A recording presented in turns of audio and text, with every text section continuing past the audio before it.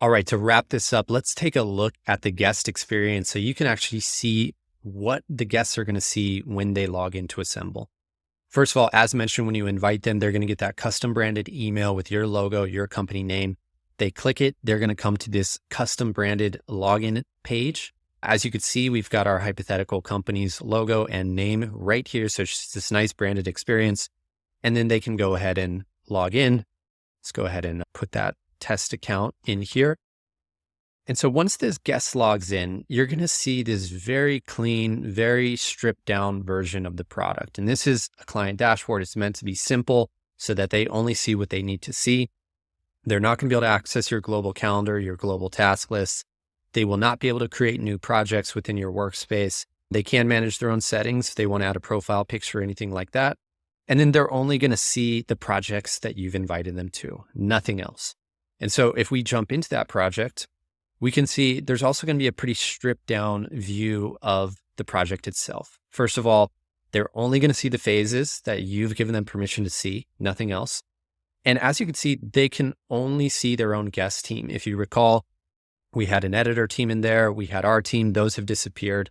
It's just completely simplified, stripped down, so they only see what they need to see. So let's talk about what guests can do. As mentioned, guests are limited users. They don't have all of the capabilities that paid teammates have, but they can do quite a bit. And so if we come up here, first of all, click add, you're going to see they're going to have the ability to upload assets, which is great. They need to upload some brand assets or some sort of, things that you need. They can do that. They can create galleries. They can add links to other websites or apps that may be important for the project. However, they're not going to be able to create collaborative documents, that is a paid feature, create submissions, or generally build out any sort of phase or folder structure. It's up to the paid users to set up the project, and then the guests can come work within that project structure. Now, while they can't create documents or access any of your document templates, once a document has been created, they can open these documents and collaborate with you within them in any way that they want.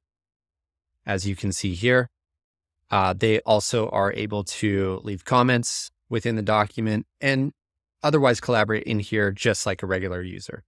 Additionally, they are going to be able to view the calendar, as you can see here. They are only going to be able to see the tasks that you have given them permission to view, as we set up in the last video. They will not be able to add new tasks, move tasks, or change your calendar in any way. They can certainly open up tasks and see details inside and leave comments on those tasks. You can assign tasks to them, which is great, so that they can be notified when tasks are due. But other than that, they're not going to be able to build or manage that calendar in any way. For a more in-depth breakdown of what guests can and can't do, head over to our support library. There's a great article there, which we'll link in the show notes so that you can see that full side-by-side comparison of guests versus teammates.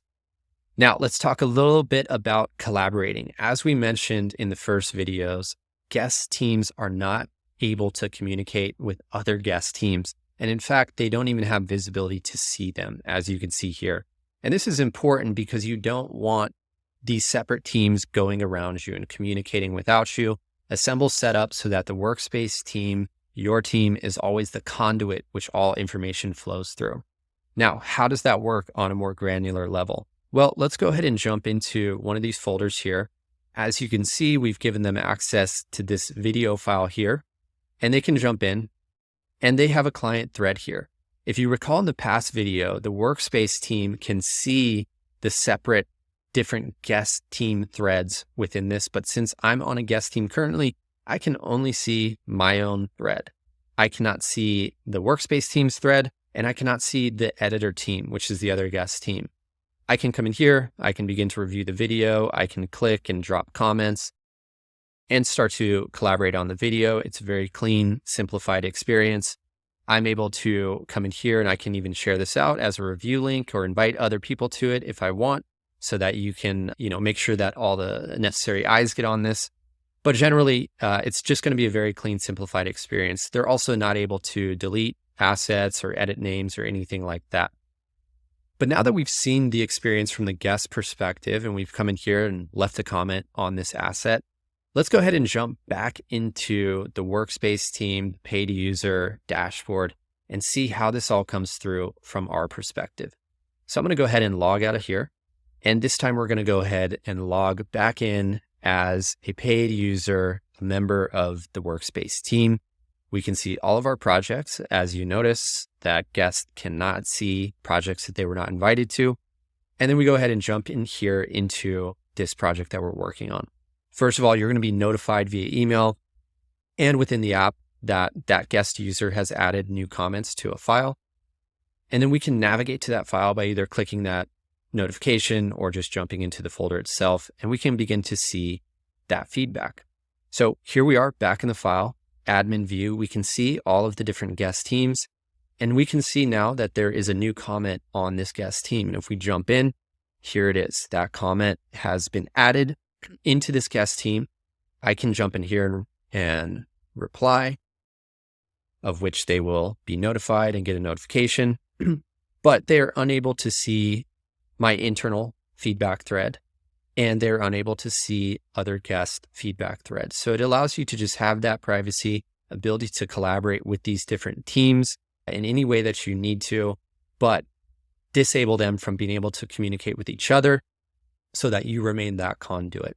However, you may be asking, well, what if they left some feedback that the editor team needs to see? Well, very simple to share that over. Just hover any comment. We can click the share button right here, and then we can actually share comments directly over to any other team. So if I click that, go ahead and click share, and we can see now that comment has been shared into the editor team. They'll be notified that there's new comments, and they can come in here, reply, communicate with you directly.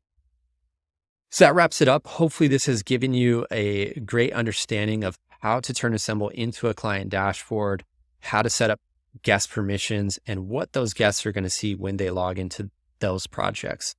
Please check out our YouTube, subscribe for many more great videos and tips, and I'll see you on the next one.